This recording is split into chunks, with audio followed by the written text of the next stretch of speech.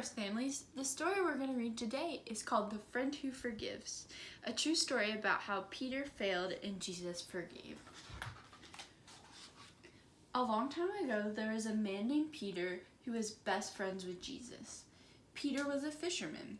He was strong and brave, but he often said the wrong thing. Do you ever talk before you think? That's what Peter did again and again and again. Peter loved fish. In fact, one day he and Jesus had fish for breakfast. Fish for breakfast? That's weird. But we will save the part of that story to the end. On the day when Jesus first called Peter to follow him, can you guess what Peter was doing? That's right, Peter was fishing. Follow me and I will make you a fisher of men, Jesus told him. Can you imagine that? Peter fishing for men? Jesus explained that just as Peter liked to search for fish, Jesus had come to search for people who needed forgiveness. Peter loved being friends with Jesus. He saw Jesus do lots of amazing things. One time, Peter's mother-in-law was sick. Jesus healed her. Another time, Peter was about to drown in a storm. Jesus saved him. Slowly, Peter realized that Jesus was more than a friend. He was God. He would never let Peter down. But sometimes Peter let Jesus down. Like the time Jesus explained to his friends that he had to die on the cross, but that he would come back to life to offer forgiveness. All of you will run away. You're going to say you're not my friends, Jesus said. Peter spoke up right away. He did that a lot. I will never do that, Peter said. But Jesus told him, before the rooster crows in the morning, you will say 3 times that you're not my friend. I would never do that. Jesus is my best friend, Peter thought.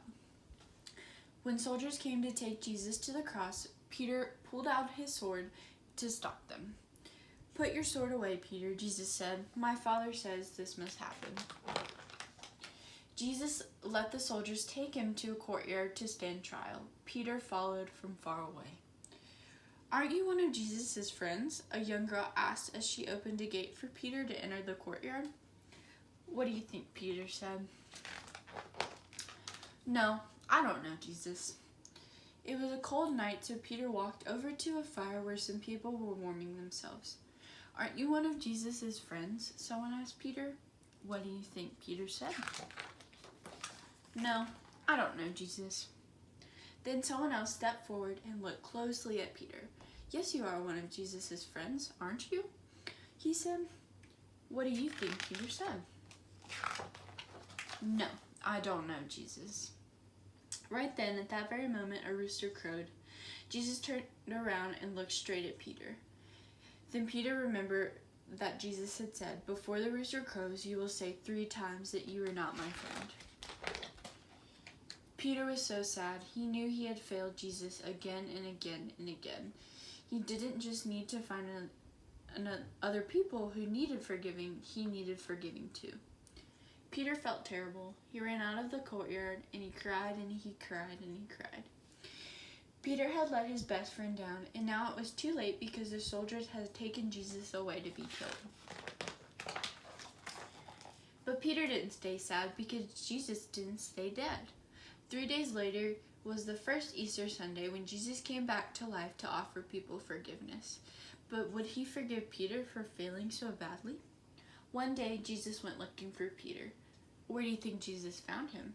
That's right, Peter and his friends were fishing. Jesus called to them from the beach. Peter jumped out of the boat and into the water and rushed to the beach to see Jesus. And this is where Jesus and Peter had fish for breakfast. Fish for breakfast? That's weird. Peter was so happy to see Jesus alive, but would Jesus forgive him? Peter wasn't sure. Maybe Jesus wouldn't want to talk to him. Maybe Jesus wouldn't want to be friends with him.